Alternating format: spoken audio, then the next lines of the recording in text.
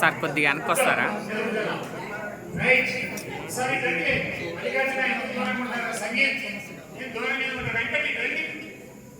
ఒట్టుబయట పిలవాలా రా సవితరా రండి. మనకి మనం గ్రూప్ ఫోటో ప్లస్ మన పెద్దలు మనం ఇంకా మీరు మాట్లాడదేవారు ఇప్పుడు ముందుగా పెద్దలు రామిరెడ్డి గారు ఒక విషయం మాట్లాడతారు. కూర్చొని మాట్లాడతారు నిలబడితేనే వస్తుందా?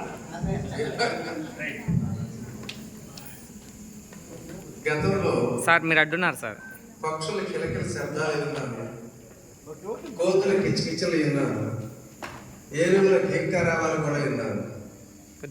కానీ ఒకే రోజు ఇన్ని పులుల యొక్క గర్జనలు ఈ రోజే విన్నాను. శబ్దం అంటే వింటున్నా చూస్తున్నా కానీ మరి ఈయన బోనులో ఇన్ని పులులు ఈయన సంగతి ఈరోజే తెలుసుకున్నానండి.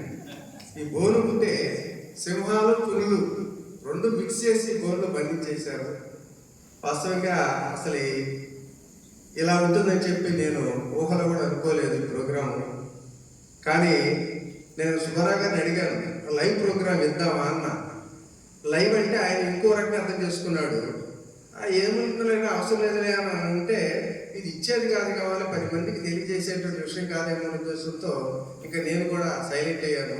తర్వాత ఇప్పుడు తెలిసింది అంత పొరపాటు చేసామని. ఎందుకంటే ఇలాంటి అద్భుతమైనటువంటి కార్యక్రమాన్ని మహా ఉంటే ఇక్కడ 200 మంది చూస్తుంటారు. కానీ అదే లైవ్లో చూస్తే కనీసం 5,000 మంది చూస్తారు. 5,000 మంది తర్వాత ఎప్పుడో కూడా ఎంతో కాలానికి చూస్తుంటుంది. సో అది ఒకటి మిస్ అయిపోయామనిపించింది.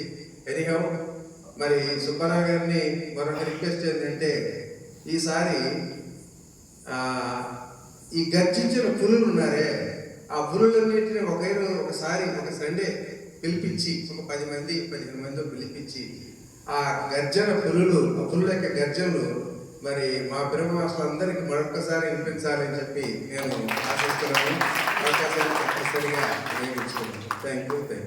చిన్న కరెక్షన్ సార్, ఆడపులను పులుల్ని చిన్న పులుల్ని కూడా ప్రత్యేకంగా ఆహ్వానించాలి సార్. వయసుతో సంబంధం లేదు, వయసుతో సంబంధం అది ఎంత సుబ్బారావు గారి ఛాయిస్. Thank you. నేను యాక్చువల్గా లైవ్ ప్రోగ్రామ్ అంటే ఎక్కడ భయపడ్డానంటే ట్రైనర్ వీళ్ళు మాట్లాడుతుంటారు, చిన్న భయాలు ఉంటాయి. ఆ వీడియో పెట్టగానే ఇంకా భయపడింది, అసలు మాట్లాడడం ఆపుతారని నాకు భయం వేసింది. ఆ లైవ్ కనపడంటే లైవ్లో పోతే ఏది మాట్లాడాలి ఆ రకమైన భయం వస్తుంది అనేటువంటి అనుకున్నా. లేదు అన్న చెప్పినట్టు తర్వాత నేను అంటే లైవ్ ఇస్తే బాగుంటుంది కానీ నిజంగా లైవ్ ఇస్తే చాలా బాగుంటుంది. మనవాళ్ళు ఊరక గ్రూపుల్లో పెడితేనే విపరీతమైన రెస్పాన్స్ వచ్చింది. Thank you. మన రామిరెడ్డి గారికి మనందరం కూడా గట్టిగా తప్పడం కదా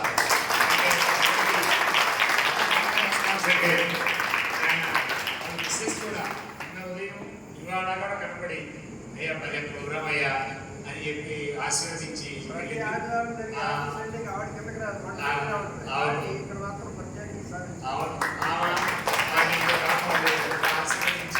బాగుందయ్యా అని మమ్మల్ని ఆశీర్వదించి భార్యాభర్తల పెద్దలు మనకు ఉన్నటువంటి పెద్దలు ఇంకా చాలా రకాల ఈ ప్రాంతంలో ఒక మానస సరోవరాన్ని నిర్మించినటువంటి ఈ పెద్దలకి ముందుగా ధన్యవాదాలు తెలియజేసుకుంటూ ఈ సేవలను తప్పాల్సిందిగా కోరుతాను. నేను నా జీవితంలో ఇప్పుడు మా అమ్మ కూడా నేను నమస్కారం పెట్టలా. నేను రామిరెడ్డి గారికి అయితే నేను నా తల వచ్చి నేను నమస్కారం పెడతాను. అలాగే అబ్బాయి గారు నిజంగా ప్రొఫెసర్ అబ్బయ్య నిజంగా పెద్ద ఆయన నాకైతే బాగా అటాచ్మెంట్ అయ్యాడు. ఈ 2 రోజులు అబ్బాయి గారు కానీ పడారోళ్ళు కానీ పడాల ట్రస్ట్ నిజంగా అట్లాగే ఇంకా కొన్ని ఆర్గనైజేషన్స్ సమాజం కోసం ఆర్గనైజేషన్స్ చాలా ఉన్నాయి.